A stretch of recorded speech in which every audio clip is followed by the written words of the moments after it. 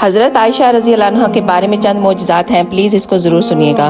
आप रज़ी अल्लाह अन्हा का नाम आयशा था। सदीक़ा और उम्मुल मोमिनीन के नाम से आपने शोहरत पाई थी।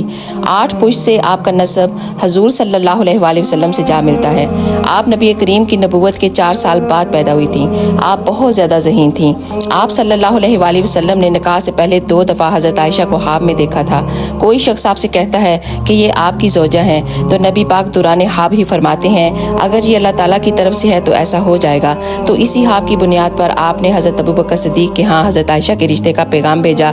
ये सुनना था कि हज़रत अबू बकर सिद्दीक़ की खुशी की इंतहा न रही कि उनकी बेटी हज़रत मोहम्मद मुस्तफ़ा सल्लल्लाहु अलैहि वसल्लम के निकाह में आ जाएंगी, तो वो फ़ौरन राज़ी हो गए। शवाल के महीने में 400 दिरहम के हक़ महर पर आपका निकाह हुआ।